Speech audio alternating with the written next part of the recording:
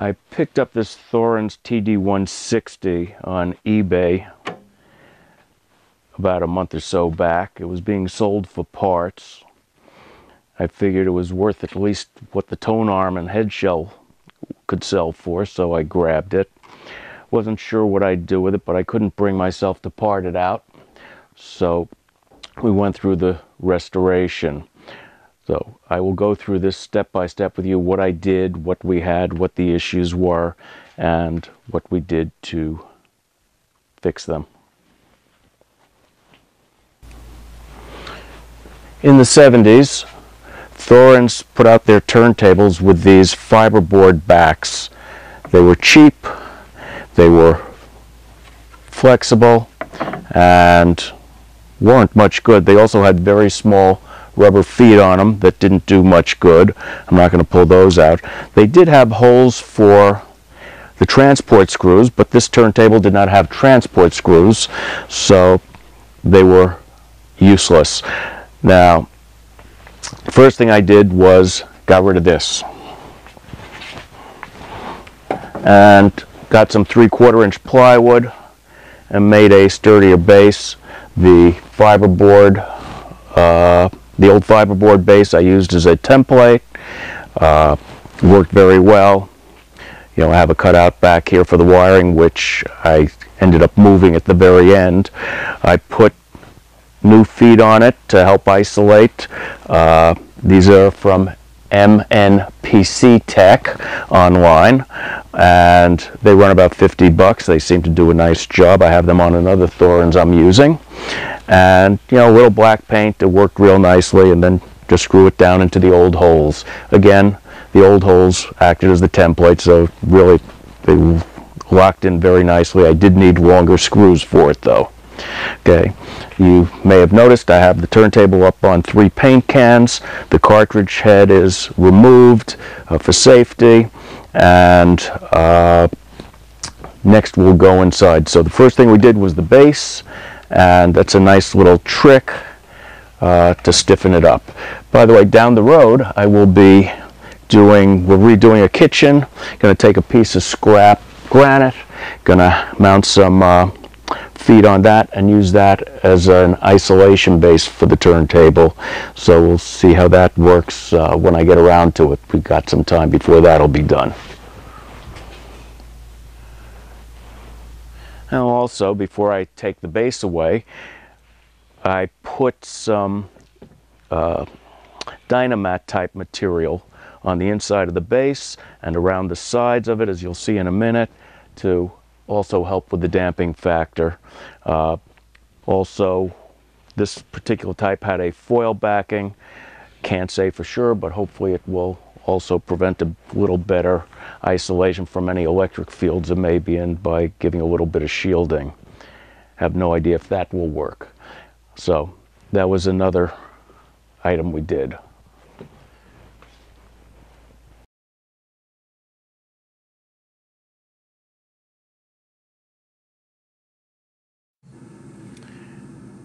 And this is what greeted me when the turntable got here. Apparently, the seller on eBay had a buyer.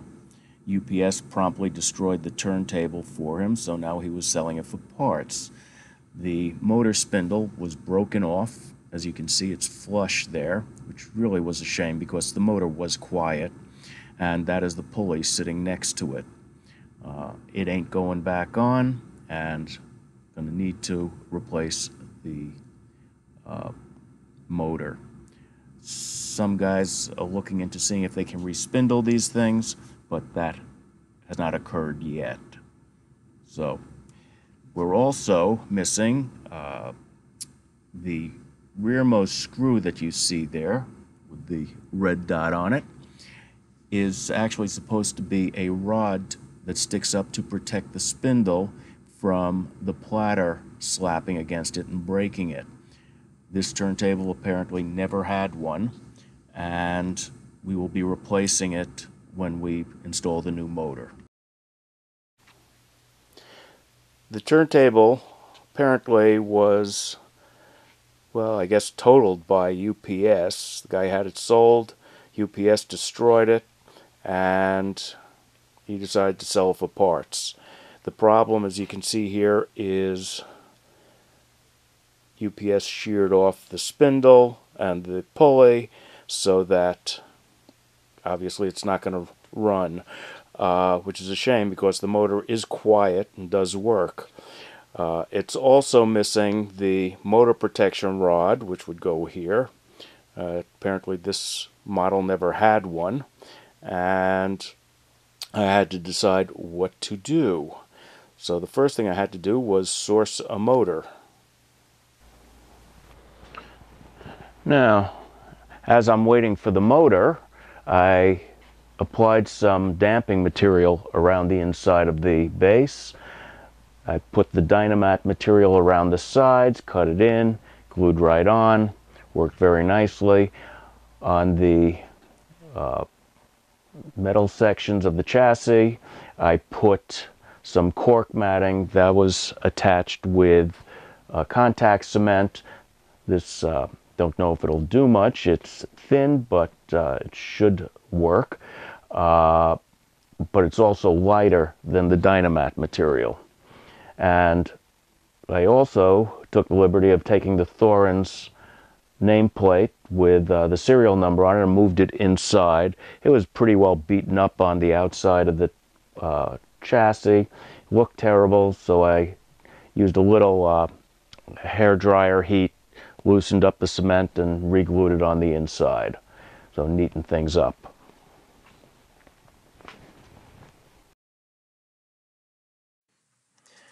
The motor arrived.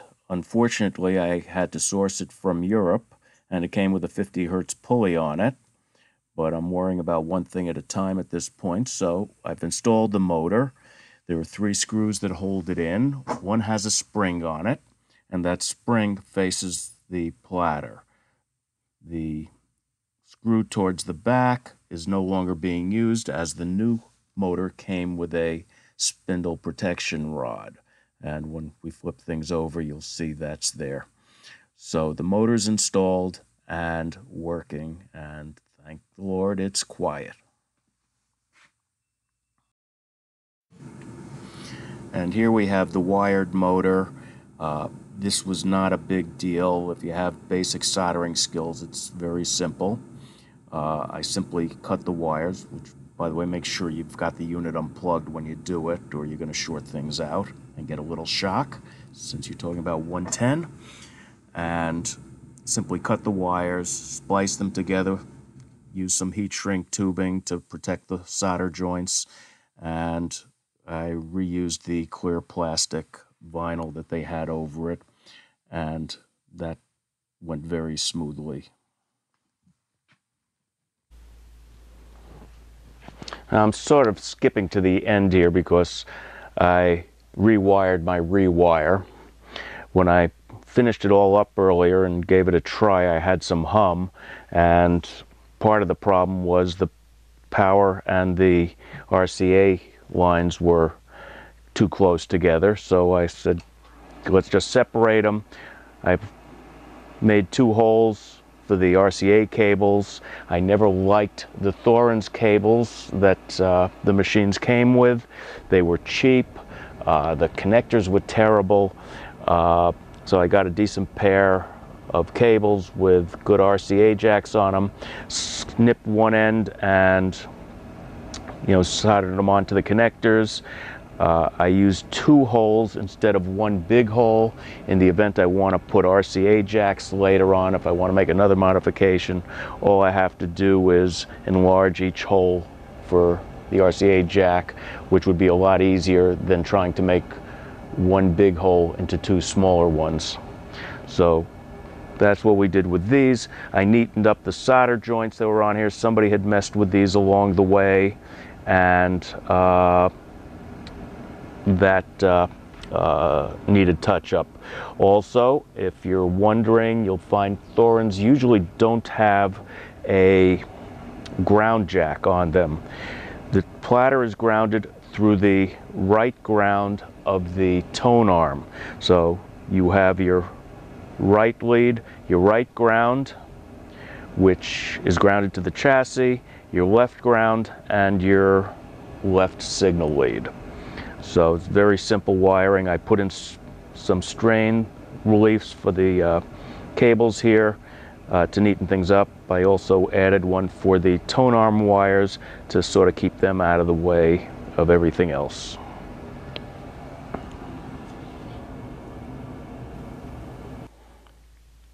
Now here on the other side of the plinth, I have the power connections next to the motor.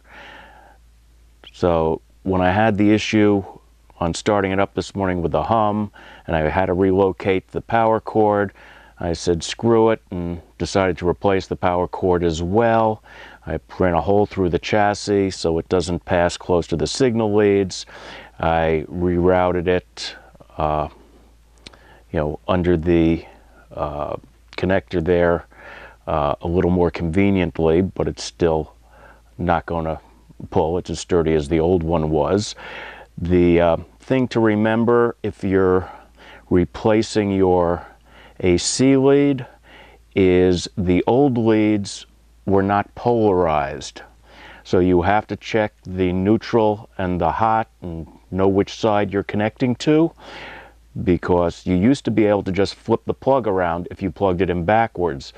Now with all the new plugs being polarized, if you miswire it, you will not be able to flip it over and you'll have to open it back up and rewire it.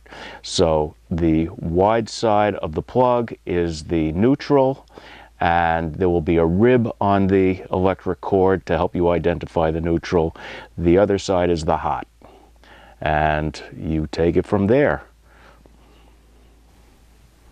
And as an addendum, the neutral is the connector closer to the motor, and the hot is this one on the center side closer to the signal leads. And yes, the power is off and unplugged, so no shocks. Now we're flipped back over, it's closed back up, and here we have our turntable back together, and we'll go over what's on this side. When I had it flipped over, I covered the hole for the platter to keep the oil from dripping out.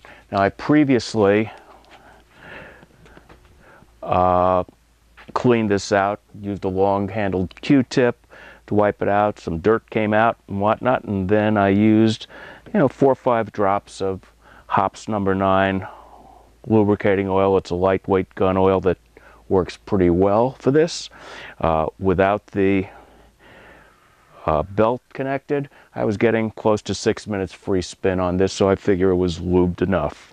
Now you may have also noticed I have a new cover plate on here. The old one got scuffed up by UPS. The next clip will be showing the installation of that.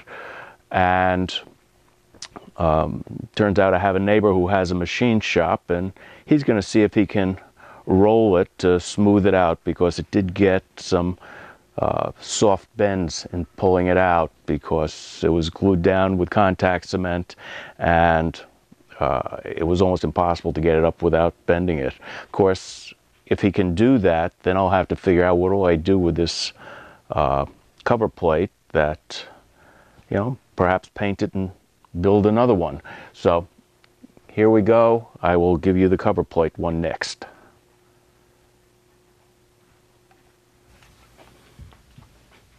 I'm in the process of refurbishing, rebuilding, renovating, whatever you want to call it, this Thorens TD-160.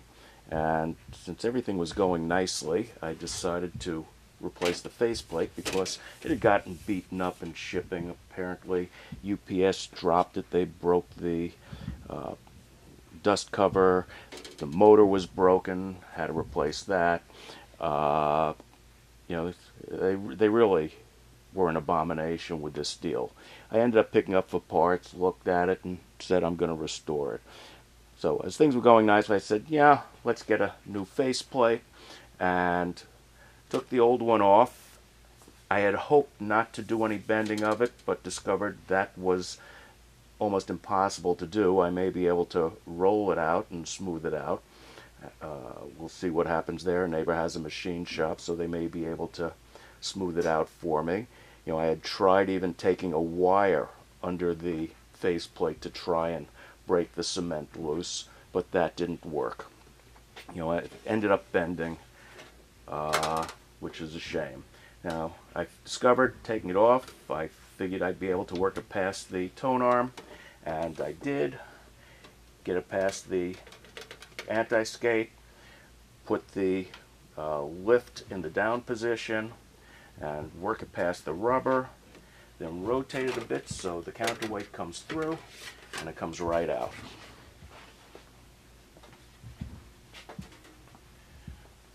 Now, obviously, the new one goes back on the same way, but first, as you obviously realized, I had already removed it.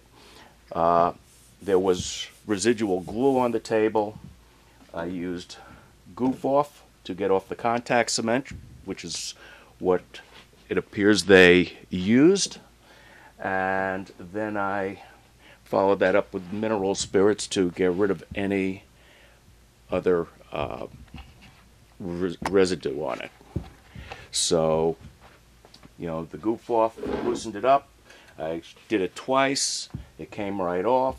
And now what I'm going to do, oh, by the way, when you're taking off the cover plate, remove the counterweight. It makes life a lot easier. Now I'm going to use some contact cement. Going to paint the base. Going to paint the back of the new plate. And then I got to wait 15 minutes to seat it.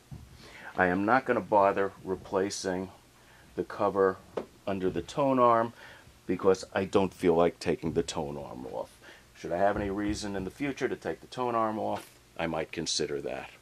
But actually the plate that's there sort of matches pretty well the plate that's going on. Okay, so I'll be back after I put the glue on.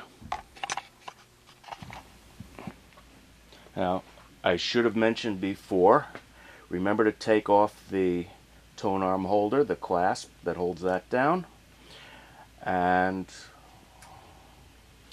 I covered the wood, the veneer, with tape, painter's tape, to prevent any damage to that. And it looks like this is drying nicely, so it's just going to be another minute or two before we put this back on. Now I'm going to put the base back on, or the top plate back on, I should say. Again, I'm going to come under the tone arm, go around to the back, sneak it past the counterweight, and work it around, bring it down, and pop it into place.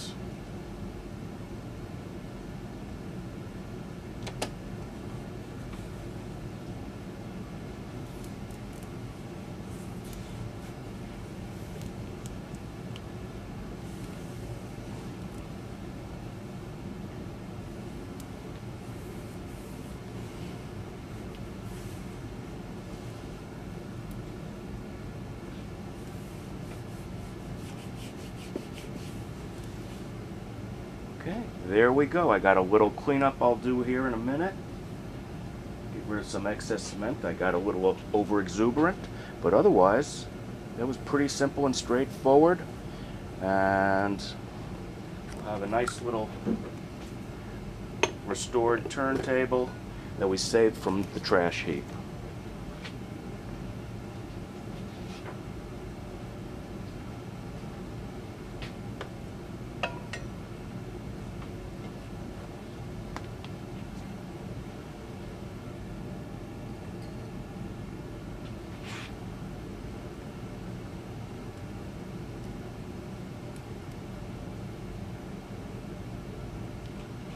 Voila! We can pop that back up now. So there we go. I'm just waiting for a pulley for the motor, which will take about 5 minutes to install. Everything else is done. So I Hope that helped you. The big question I've come across is, what do you use to cement it? And the answer, from what I could research, was contact cement. And that seemed to work just fine. Good luck. So the faceplate's back on, and here we have our proper 60 Hertz pulley. Now this has the brass retaining piece in the center. It's held on by two small Allen screws. I ended up going with the Audio Salente pulley. It comes out of Italy. Simone is a very nice guy to deal with, and I can't speak highly enough. It looks like a well-made piece.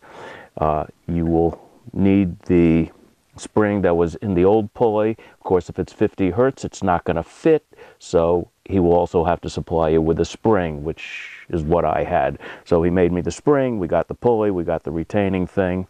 And as I said, this motor now has the protection rod to keep the platter from slamming into it. And now we're going to put this back together. We can put the center platter back on, put our belt back on,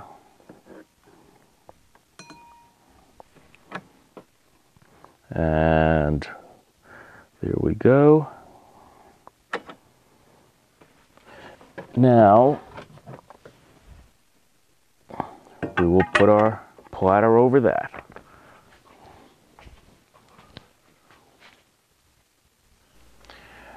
I'm running an RPM test on the phone. I have no idea how accurate these apps are, but figured I'd try it since I don't have a strobe. And here we're running at 33.5, which is 0.5% off. WOW was 0.08. Again, I have no idea how accurate that is, but it sounded really nice earlier, so I'm not worrying too much about it. Now, you might have noticed in the earlier clips that while I was waiting for parts, I also polished the edge of the platter. I have a bench lathe, so it made life a little easier to do it. But basically, it was pretty simple. I used emery, sticks of polishing compound that I'm sure you can get at, Harbor Freight. They're not expensive. And I used a 5-inch wheel on a bench lathe. And, I started with emery to get everything nice and smooth as far as the scratches went. And then followed that up with Tripoli and rouge. And finished up with Flitz, a nice polishing paste that I've used before, and the combination worked very well, as you can see.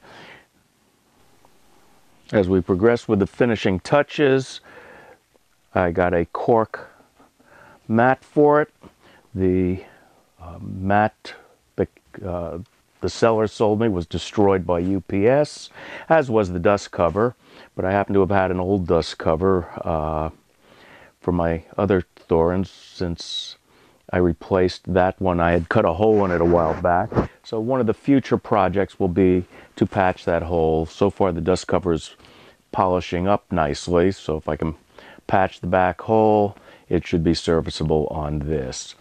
And the other thing to do will be the screw caps. I'm gonna want to do those and get that taken care of. And I'll finish up here with the crowning touch.